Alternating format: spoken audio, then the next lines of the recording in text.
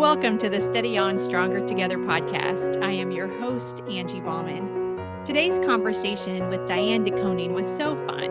Dianne and I met about a year ago in Chicago at a Women's Speakers Collective event. One of her passions is teaching on the 5 love languages developed by Gary Chapman, and that is the focus of today's discussion. I had very little knowledge of the love languages, and I learned a lot from Dianne's expertise. If you desire to love your people well, I think you'll find encouragement today. Let's listen in. Good morning, Steady On community. Welcome to this week's Stronger Together conversation, where I am so pleased to welcome my Women Speakers Collective boot camp friend, right? Yes. Dianne DeKoning or DeKoning? DeKoning. DeKoning. I just want to make sure I say that right. I'm big about names. I always want to remember to ask before we go live, and I never do. So then I'm always like, hey, how do you say your name? DeKoning, Dianne DeKoning. And we are going to talk today about love languages, which is something that I'm just really excited to get into because I've been fascinated by this concept for years.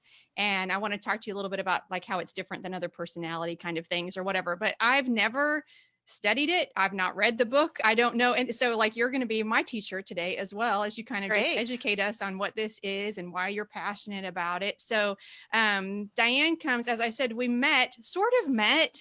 The group was not big last year in Chicago, but the time was so short that honestly, there were a lot of people there that I didn't get to know at all, really. So I'm glad that our paths have crossed a different way so that we can do this together today. Yeah. Me too. So, I mean, it's good. It's good to just kind of have that sisterhood together. Yes, I agree. To share. Yes, I agree. Yeah, it gives us some common ground for sure. So, so we met there last year in Chicago about a year ago, and you live in Minnesota, is that right? I do. I live in Eden Prairie, which is a southwest suburb of Minneapolis. Okay. All right. And so tell us just a little bit about you and your family before we get started, if you will. Sure thing. Well, I'm a mom of 3 little kids that are 6, 4, and 2. Ooh, little. Yeah. There's always something happening at our house. I've been married to my husband, Andrew, for 9 years. I have been in ministry my entire career. It has looked mostly like church ministry, but I've worked in some nonprofits. So 25 years in student ministry, really, and middle schoolers actually kind of have my heart. Really? If you can imagine. I know. But really my focus on ministry and being a pastor and kind of all of the other facets of my life is to help people be the best version of who God created them to be. I love that. What does that mean to you to be the best version? Like what do you do for Dianne to be the best version that God has called you to be? Oh boy. It's a big question, I know. Yeah. That wasn't one of the talking points I sent you, was it? Okay. Sorry. Right now, frankly, like real life right now, I wouldn't count myself as like a gourmet cook by any stretch, but I have found that I love people with food, and particularly people in a hard place or with new babies. And so like my crock pot's going right now with a pot of chili for a friend whose husband just passed away. So how do I live the best version is just meeting people where they're at, praying for them. Sometimes it's practical like food, and just kind of reminding them that God is with them. I can't change their circumstance, but I can provide dinner. Yes. And so that's kind of the best version, and encouraging people, listening to them, offering an affirmative word. And you'll kind of hear that a little bit in love languages, that like my love language is, words of affirmation. So I tend to pour those out with middle schoolers because no one's telling them those things. Their peers aren't. With parents, no one's telling parents they're doing a good job, particularly their kids, right? Oh, what do you mean? My kids say that to me all the time. Right.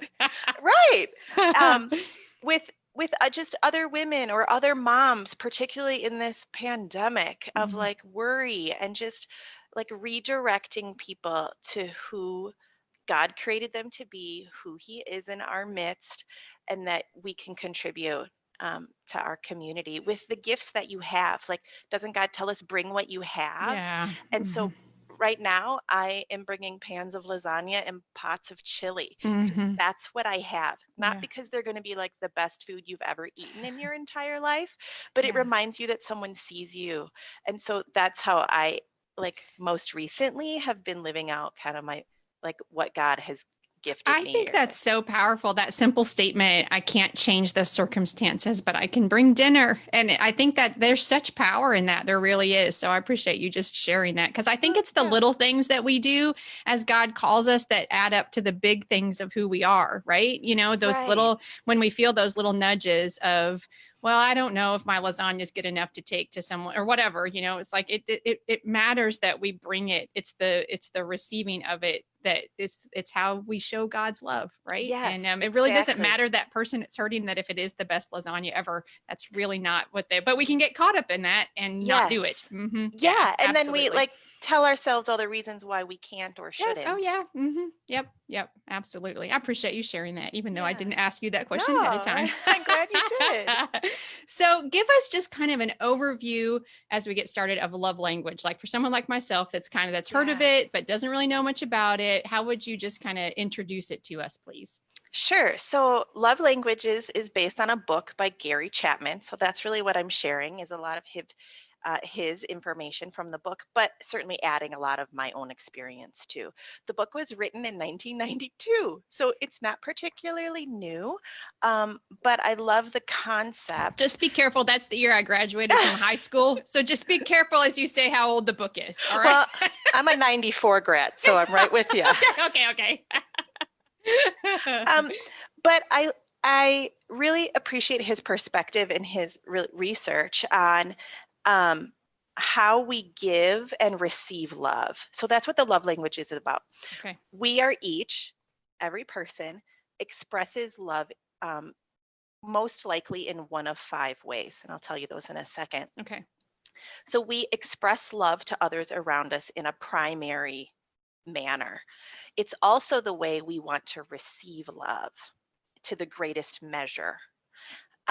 However, the catch is generally the people in our life that are closest to us, our spouses, our kids, do not share the same love language as us. So here we are. My example is that I have my love language is words of affirmation. So I pour those out. And the people around me are like, thanks. Thank you. But that's not exactly what I always receive back, because that's not their love language of giving and receiving. So our natural inclination is to love people or to try to love people the way that we best feel love from other people. Is that what I hear you saying? Yeah. Yes, okay. But sometimes we miss it because they're not receiving it the way that we're intending, or it doesn't mean the same thing to them. It doesn't necessarily fill their love tank in the same way. So the 5 love languages are quality time, which are being together, not necessarily the activity focus, but just I took the little quiz in my in preparation. I took a little quiz. That's mine. Yeah. Being together. The other is words of affirmation. So written, spoken, emailed, text, kind of any manner. Physical touch, which can just be simple, positive touch. Giving, the act of giving or gift giving, thoughtful or unexpected gifts, and then acts of service, which is an activity or an action for the other person, doing something for them. So like I said, my love language is words of affirmation. I feel like I keep the USPS stamps in business because I'm a note writer.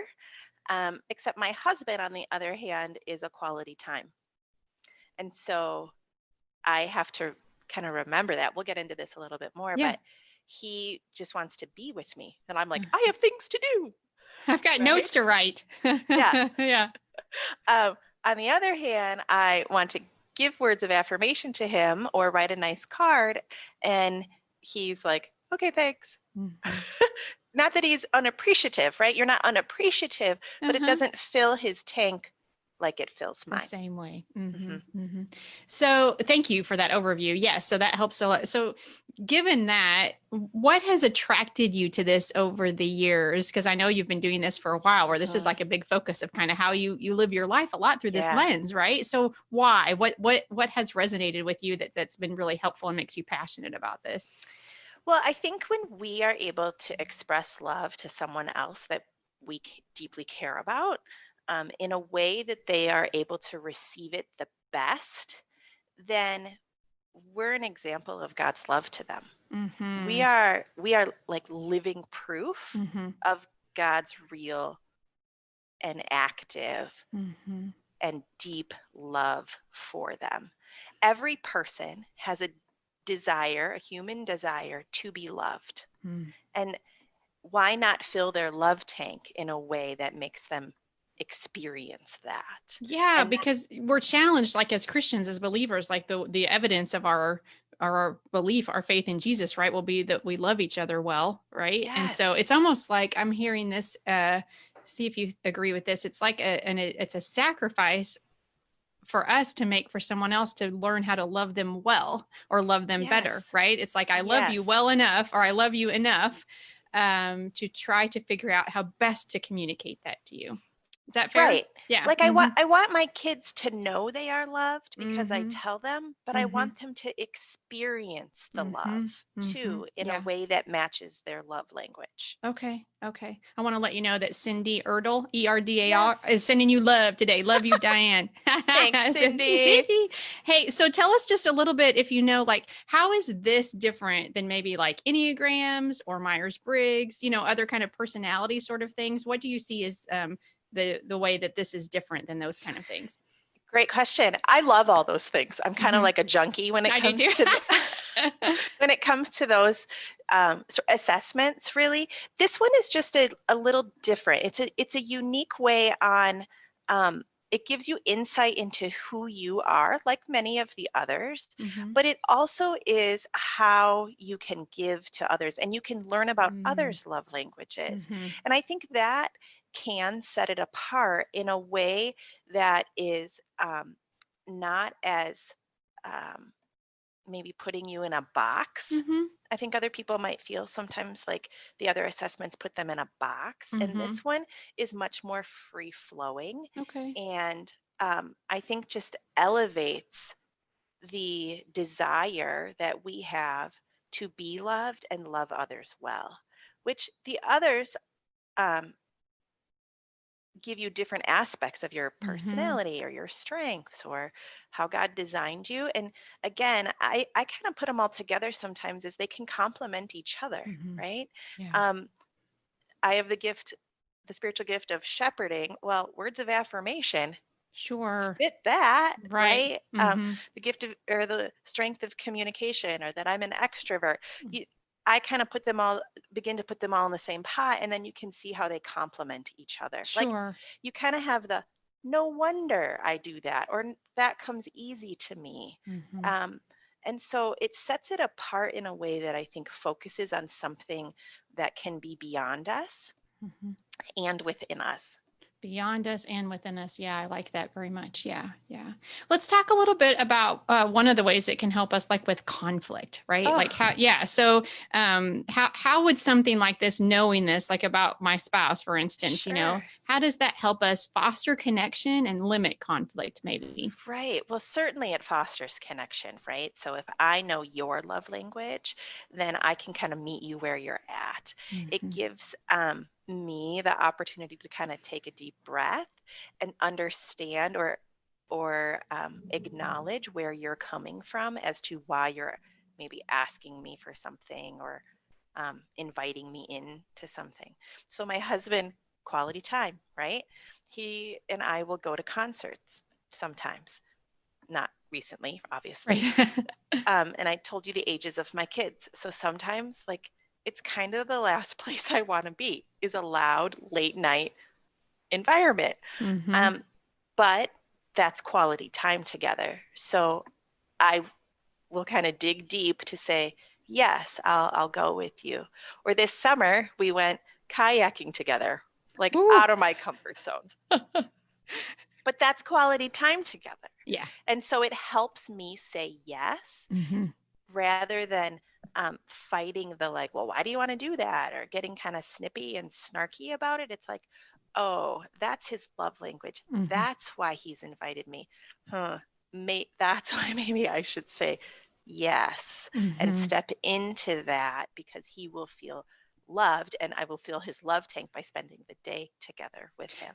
I remember a few years ago, my husband asked me what I wanted for my birthday. I don't even think it was a significant, year or anything like that, birthday year or something. But he was so surprised, and I'm like, we've been married 22 years now, and he was so surprised because he's like, what would you like for your birthday and all that stuff. I'm like, I would love for you to take the day off and spend it with me, which I didn't even really know this, but that's what you're saying, right? I'm like, I don't, and he's like, what do you want to do? I'm like, I don't know. I haven't thought that far, right? I just would like you to take the day off and spend it with me. The kids will be at school, whatever, and stuff. And he did. And I love that. I have a picture of us together that day, anyway. But I think that's what you're saying, right? Where he, his mind kind of went to, well, what do you want to do? What should I plan? I'm like, I don't care. Like, we can do nothing as far, but for you to set aside that time. He could have showed up with a lovely gift, which you would have been appreciative, but it wouldn't have filled your tank in the same way. If you're asking what I really want, I want time. I think it limits conflict because it increases intimacy.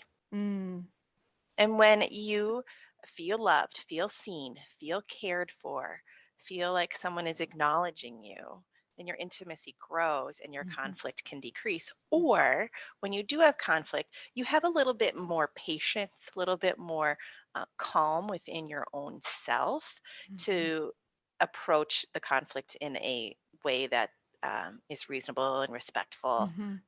You have a little more reserve to say, hey, that didn't really work for me, and we need to discuss this. And you come from a place of knowing that the other person really cares deeply for you. And I think that's a good point, because I can get my feelings hurt, I think, when my tank isn't being filled, to use your language.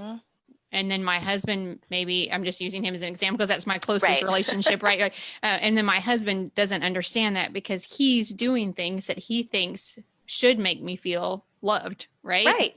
Yeah. Right. And that can cause that conflict, right? Because I'm saying you're not doing enough. Nobody wants to hear that, or you're not doing it right. Not that I would, but yeah, for sure. Yeah, I can totally see that. So how do we, if these people, like our kids and our spouses, a lot of times don't share our love language, then how do we go about communicating what we need? How do we figure that out about ourselves, or communicating the love the way they need? I don't know my husband's love language, but I guess take the quiz, right? But, sure.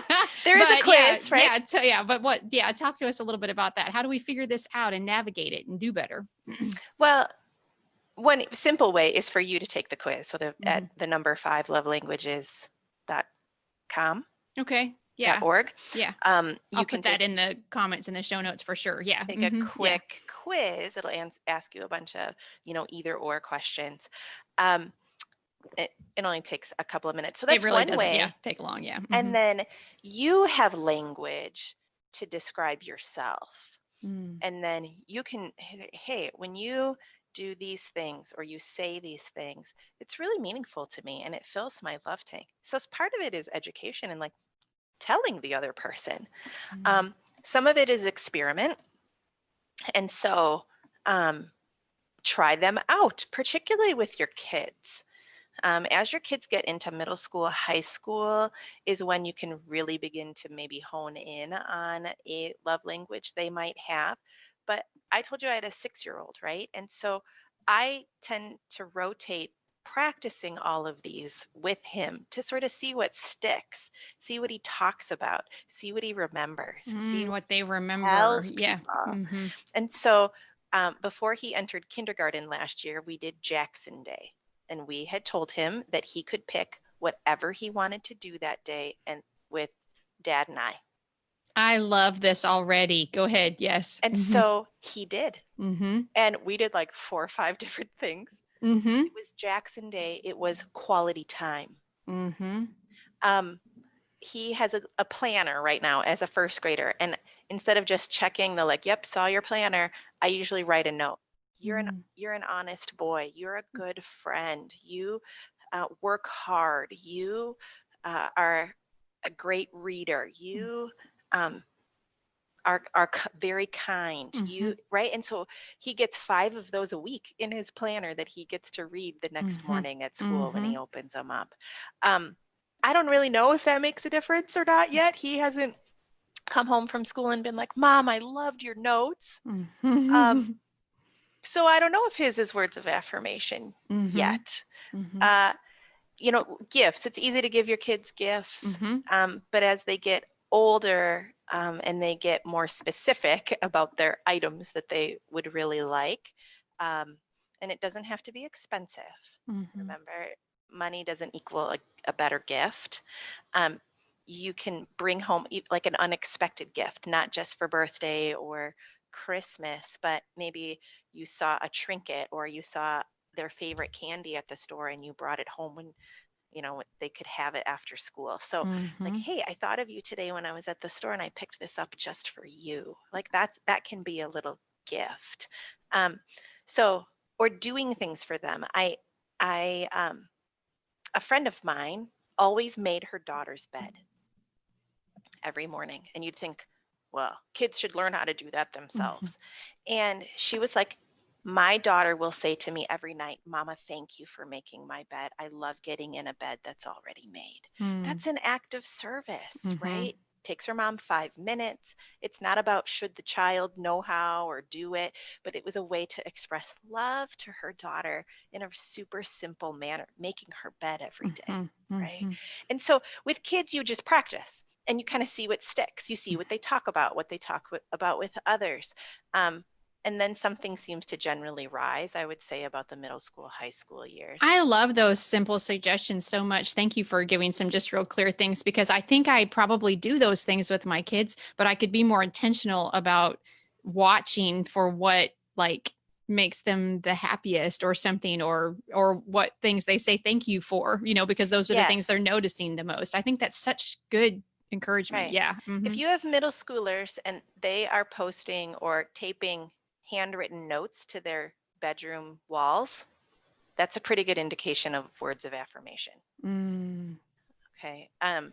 If you have kids who are like, "Mama, just sit with me while I do my homework," and you're like, "No way," that's a quality time.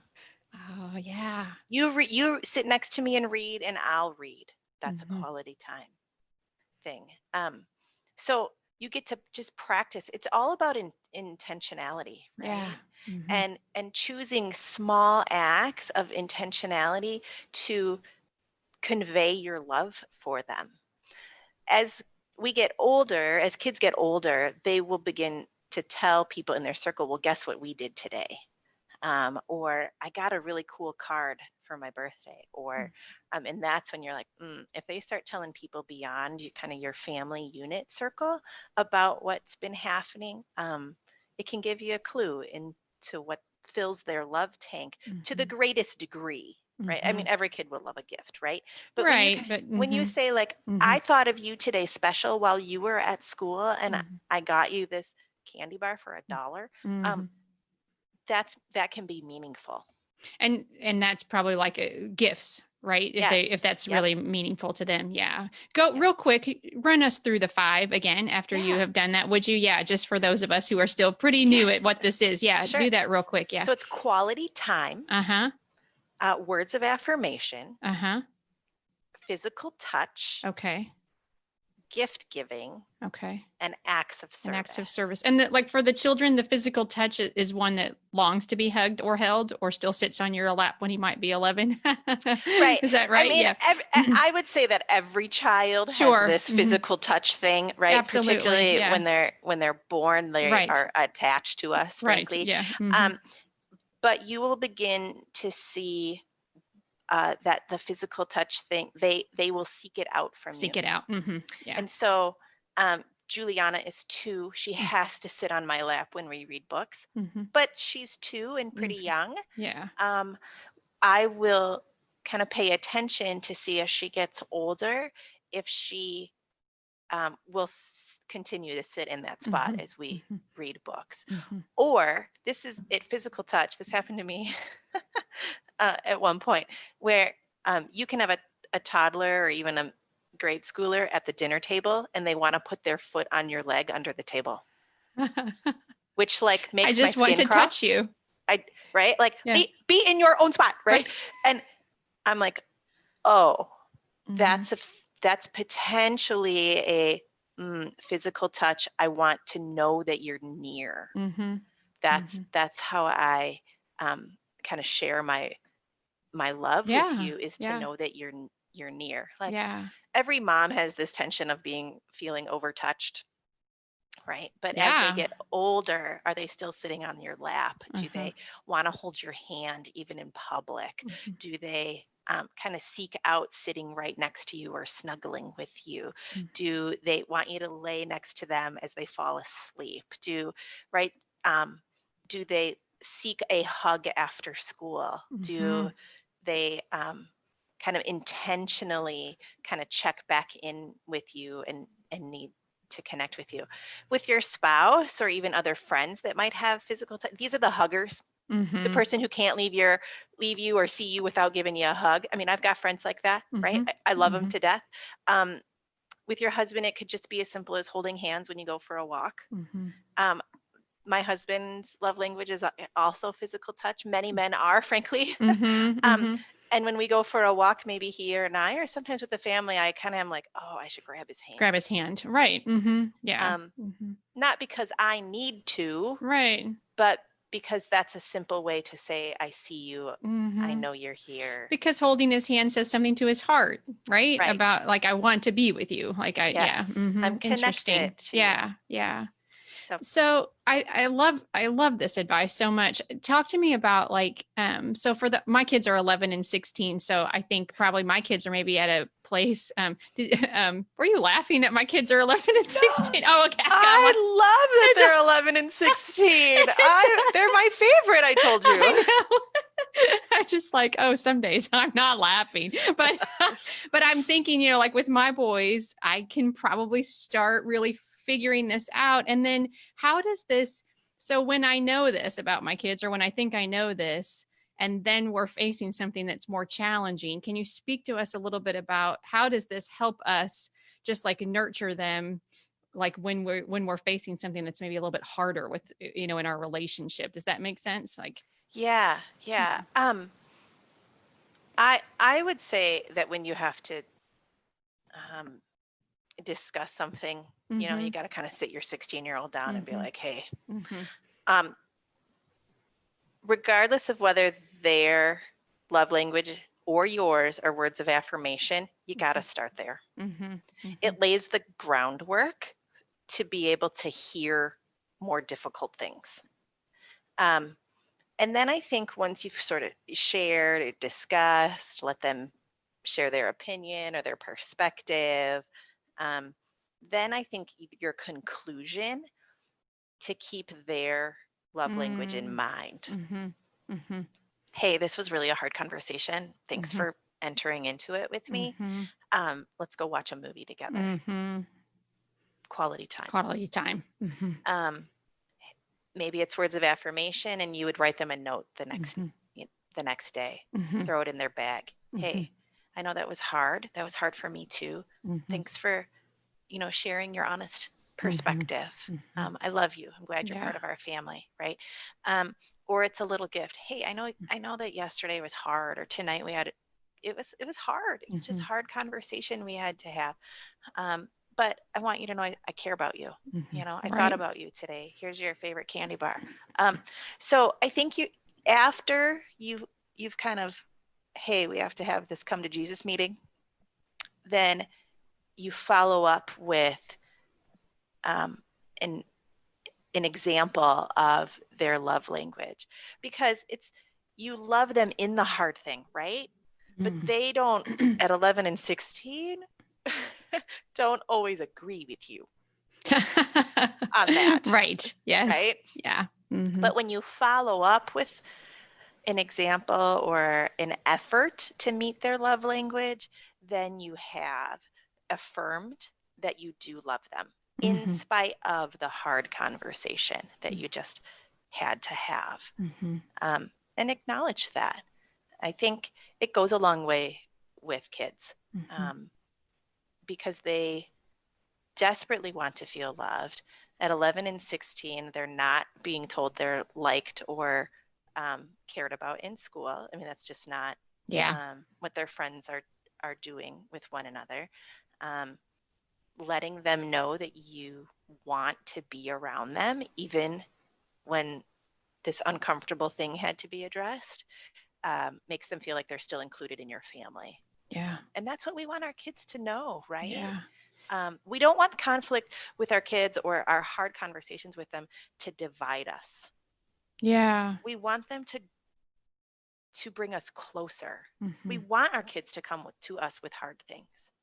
And so when we fill their love tank at the end of that hard conversation, it affirms, like, in spite of that hard thing, I love you. Yeah, I think as we can, because God's ultimate promises to us, I believe, are I love you and I'm not going to leave you. Right. Right. And I think as parents, if we can, because that's what we I do anyway, most need to hear and understand and believe about God. Right. I love you and I'm not going to leave you. And so I think as we try to communicate that to our children in whatever maybe rough spot that we've hit, or our spouse or our friends or whatever. Right. Like, I mean, like this may be difficult right now. There may be something to learn here. There may be fault on one side, both sides, whatever, usually both. But I love you and I'm not going to leave you. And so this tool of these love languages, I think the goal can be, how do I best communicate to this person that I care about, right? That I love you and I'm not going to leave you. Mm-hmm. I And love you. I'm not mhm. going to leave you. The intentionality that you put forth is honor, is noticed. Yes.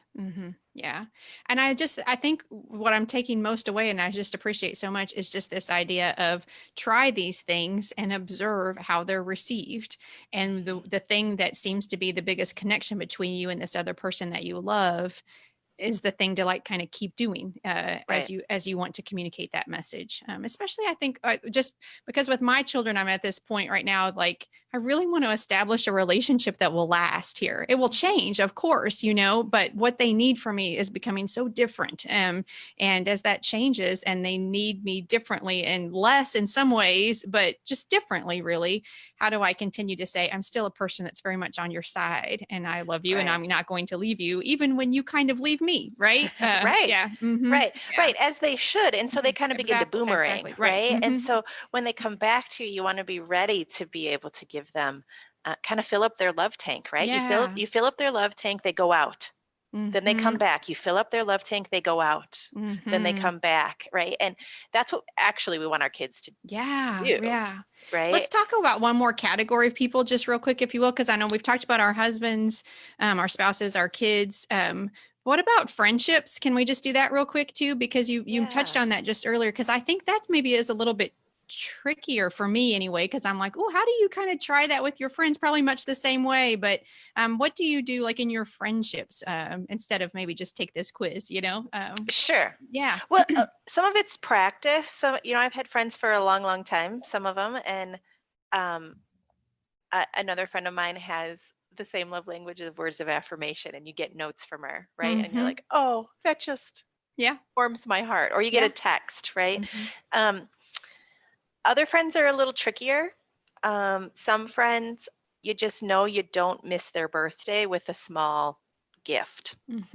Other friends, that isn't such a big deal to them. If I send them a card only or send them a text only and don't send a gift, they still feel the same amount of love and appreciation, whether I got them a gift or not. It's more the recognition. Other friends, it's making time for them. I told you I had 3 little kids, right? So much more than some of the things I'm involved in, and then caring for them, there's not a lot of extra, but being intentional about scheduling time with people that you love, to be with them. And friends will kind of do the same thing as kids. They'll kind of play this remember when you gave me, remember when we spent, remember when you did, remember when you and to just keep, like, tune into those statements, because those are telling you a lot about their love language. And so I just was recently having a conversation with a dear friend of mine who I was recalling an email, and I just said mine's quality time, but I'm sure we tap into different things, but she had sent me an email some 15 years ago that at a point I was just pretty discouraged in ministry over something. And she sent an email just reminding me, it'll make me emotional saying it because it means so much, just reminding me how serious God was about the work he was doing in my life. Just like kind of, it was hard to hear almost because she was a little bit like, get up, sweetheart. But this is, God is about a good work in you and he's serious about that. And, don't listen to the other voices that are telling you different things. And I don't still have it or anything, but I remember that. I remember receiving it. I remember how I felt when I read it. And she kind of laughed at me just recently. She's like, I can't believe you remember that. She's like, I have no recollection of sending you that. I'm like, oh, well, it meant that, I think that's what you're saying, right? Like it meant so much to me in that time that it changed something in my heart. Those words do sometimes. And those significant things where you feel known and seen and loved by God through someone else often, right? That's what that's about. Those things stick in your mind and they don't, for me anyway, sometimes they don't go, that they're a truth that you go back to when you need to remember something important. And women in particularly in their friendships are really good about, we should do that trip. Yeah, we should. Yeah, we should. Yeah, we should. And we can kind of have a lot of hopes of time together or time spent or just sending that card. I think I should, and I've learned maybe a couple of things in friendships is first, it's never too late to send a card ever. Ever. So I don't know how many times now I sit down and I'm like, gosh, I had this thought a month ago to write you this little note and I didn't, but I'm going to write it to you anyway. And how people receive that with such like it came at the right time. At the right time. That has happened to me before when someone's like, I got your note or your email or even your text or something, right? And it just couldn't have come at a better time. Right. Yeah. Or the intentionality of, hey, we should have coffee together or go for a walk together and like literally pull out your calendars right then. Let's make this happen. Yeah. And so I think those two things have really helped me foster friendships and fill my friends' love tanks. Right. In ways that aren't just wishful thinking or I talk myself, well, it's too late to send the birthday card or it's too late. It's like months later to send a thank you. Like do it. Yeah. It makes a difference. Yeah. I appreciate that so much. Yeah. We're about out of time, but what would you like, anything you'd like to leave us on, either resources or just encouragement? Sure. Yeah. The book is a quick, easy read. You can still buy it. It just the five love languages. Gary Chapman. I'll link that in the show notes and things so you can find it. And then the quiz is the number 5, lovelanguages.com. Okay. If you read the 5 love languages for children or 5 love languages for teenagers or the book 5 love languages, they're pretty much the same thing. Okay. So pick up the one you want and you'll be, because the principles are transferable to really any age group. Yeah. And just practice. Get out of your comfort zone. You might have to say yes or do something that doesn't really feel like you're loving someone, like kayaking. He was like, really? You want to do this? And I'm like, no, but no. I love you. That's hilarious. But I had fun, right? Yeah. I end up having fun and his love tank is filled. So get out of your comfort zone, experiment, try things. Nothing is in vain. No effort is in vain to love one another. I love that. I love that.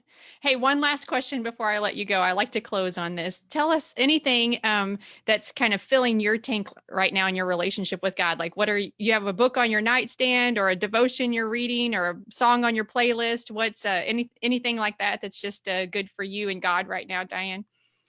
Oh gosh, thanks for asking. I tend to experience God through others. Okay. I'm an extrovert, so I love people, right? And a dear friend, neighbor of mine is like, let's go for a walk on Saturday. And I'm not an early bird. I mean, contrary to me having young children, they are, I am not. Yeah. And I will make it happen as early as it needs to be on Saturday because not only do I care for her, but she kind of reminds me of who God is. Mm-hmm. And when I am able to be with people who do that, that do that for me, it just invigorates my relationship with God. It reminds I me of love who that. He is, what He's Yeah. given me, the gifts He has, what I have to be thankful and grateful for.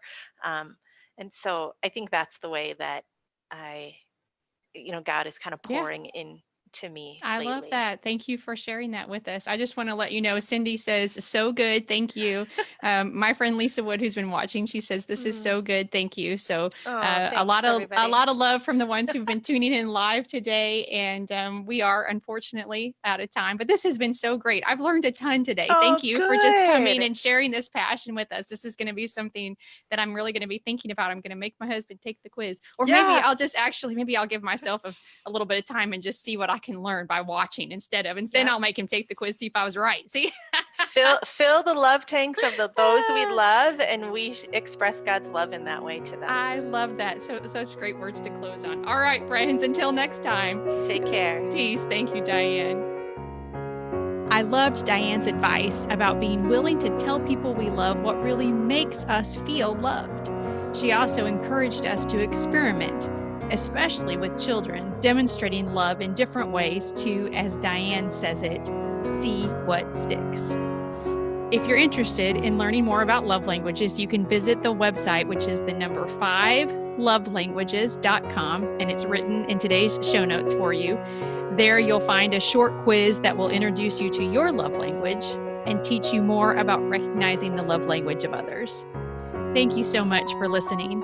I pray that wherever your day takes you, you are walking in the confident knowledge that you are a beloved, cherished child of God. Peace.